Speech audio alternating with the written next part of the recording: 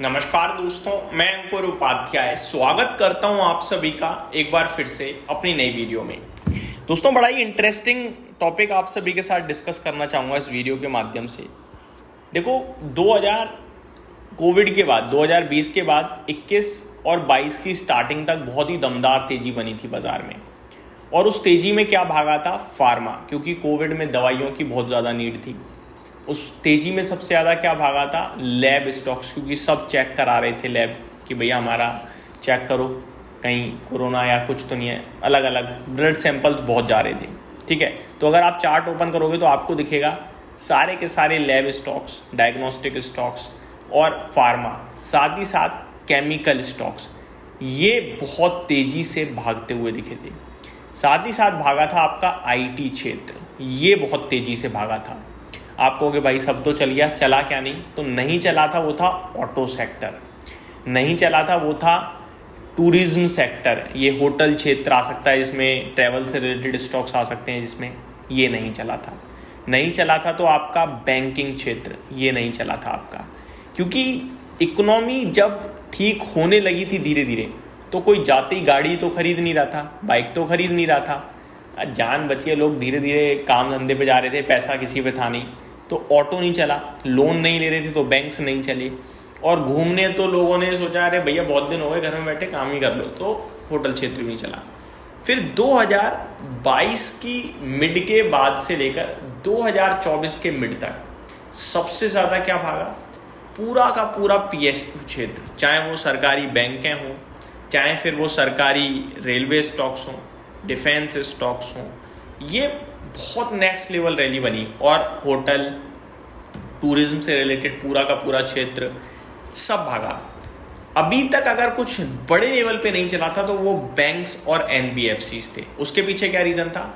उसके पीछे रीज़न था कि ब्याज दरें हायर लेवल पे बनी हुई थी। अभी तक interest rate hike hike hike फिर पॉज का सिलसिला चलता रहा, तो बैंकों के लिए बड़ा मुश्किल था। और दूसरी बात ना, ये शेयर बाजार बहुत तेज भाग रहा था 2024 के मिड तक, तो लोगों ने, हमारे जैसे लोगों ने जो वीडियो बनाते हैं, इन्होंने क्या फैलाया कि शेयर बाजार में ही पैसा लगाओ, एफडी करो ही मत, शेयर बाजार में लगाओ, म्यूचुअल फंड में लगाओ, यहाँ निवेश वहाँ निवेश, एफडी तो आपका पैसा खा रही है। ये साइकोलॉजी घूमी पूरे मार्केट में, जिसकी वजह से बैंक्स के डिपॉजिट्स बड़े कम हो गए।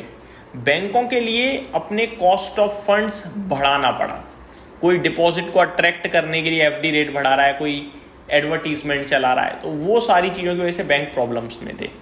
फिर शुरू होता है नए आरबीआई गवर्नर का कार्यकाल, जिसमें क्या हुआ? रेट कट तो पुराने गवर्नर साहब ही शुरू कर गए थे करना, लेकिन जब ये आए तो इन्होंने ग्रोथ पे बहुत फोकस करा। इन्होंने रेट कट करा, इन्होंने सीआरआर कट करा, लिक्विडिटी छोड़ी मार्केट में, ओपन मार्केट ऑपरेशंस के ओएमओ के जरिए, तो वो बैंकिंग क्षेत्र के लिए बहुत तेज बूस्ट मिला।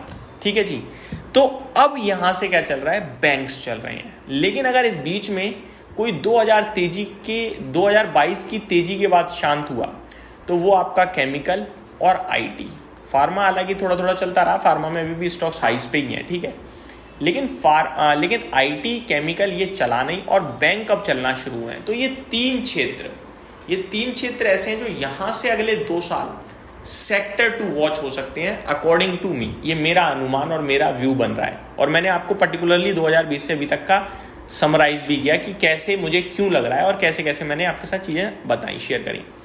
अब अगर रेट कट हो रहा है, रेट कट होते ही बैंकों को फायदा नहीं होता। अभी जो फायदा हो रहा है मेनली वो सीआरआर कट की वजह से हो रहा है। रेट कट होने के बाद 1 आध साल 6 महीने बाद इन्हें फायदा होना शुरू होता है। समझ रहे हो बात को? तो बैंकों को फायदा यहाँ से होना होगा अब आगे शुरू। लगा आपको ऐसा रहा होगा हाइस पे आ गई बैंक है तो यार बहुत बढ़ गई है, वो बहुत बैंकें हैं जो आपको मौके दे रही होंगी। अभी आपको सिर्फ रिसर्च करनी है। मैं स्टॉक्स की अभी बात नहीं कर रहा, मैं सेक्टर्स की बात कर रहा हूँ, क्योंकि जब आपको पिक्चर समझ में आ जाती है तो फिर आप वहाँ से कैरेक्टर तो चुन ही लेते हो, कौन सा अच्छा है कौन सा अच्छा नहीं था। तो सेक्टर समझ लो अभी कि बैंक्सों पे आपको ध्यान देना है, क्योंकि बैंक यहाँ से और अच्छा करनी चाहिए। ठीक है, अब आते हैं दूसरा केमिकल की बात करें तो वन साइडेड ड्रॉप के बाद एसआरएफ 2200 वाला 3000 हो गया, हाइस पे हाई लग रहे हैं, और एसआरएफ मेरी वन ऑफ द बेस्ट, मतलब टॉप पिक में मेरा हमेशा रहा था। ठीक है जी, उसके बाद आरती इंडस्ट्रीज जो टूटता ही जा रहा था। अभी यूबीएस की पॉजिटिव रिपोर्ट्स आई हैं, उस पर 650 की बात कर रहे हैं, और अब गिरता कम है, बढ़ता ज़्यादा है, आप भी नोटिस कर रहे होगे। नवीन फ्लोराइन आप देख ही रहे हो कहाँ जा चुका है। दीपक नाइट्राइट में भी मूव आना शुरू नहीं हुआ है, लेकिन बाकी छोटे मझोले केमिकल स्टॉक्स भी अब बाजार में इंटरेस्टिंग और पसंद आने लगे हैं दिग्गज इन्वेस्टर्स और ब्रोकरेज हाउसेस को। ठीक है, तो ये भी मेरे को लगता है चलना चाहिए। अब बचता है आईटी।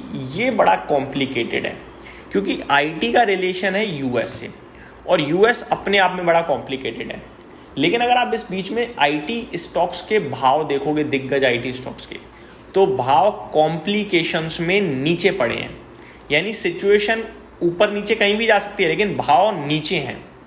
तो आई थिंक अगर कोई 2 साल प्लस का व्यू लगाकर शॉर्ट टर्म में मतलब नहीं पड़े उसे कि मैं नहीं देखूंगा भाव, कोई मतलब नहीं मेरे को, तो IT can play a good role in her portfolio, in his portfolio. यहाँ से बहुत अच्छा कर सकता है आईटी, क्योंकि खराब होने के लिए बहुत कम बचा है उस पर, लेकिन अच्छा होने के लिए बहुत पड़ा है। अब मैं कुछ स्टॉक्स की भी बात करूँगा आईटी में, क्योंकि इसमें क्या है कि सबसे डगमगाई हुई सिचुएशन है इस समय। अगर यूएस में रिसेशन या कुछ दिक्कत आती है तो पहले आईटी पिटेंगे, लेकिन वो एडिशनल अपॉर्चुनिटी होगी, क्योंकि अभी आईटी ऑलरेडी पिटा पड़ा है। अब मैं इन्फोसिस की बात करता हूँ, 2000 का हाई लगा के 1600 खड़ा है। ठीक है, आपको यार 20% ऊपर से नीचे कोई बड़ी बात थोड़ी है। तो अब आप सुनिए 2 साल की। 2 साल में इन्फोसिस ने अपने निवेशकों को मात्र 26% के रिटर्न्स दिए हैं। इन्फोसिस ऐसी कंपनी नहीं है। इन्फोसिस में काबिलियत है 15-16% रिटर्न देने की एनुअली। 5 साल की भी अगर मैं बात करूं तो 110% के रिटर्न्स हैं।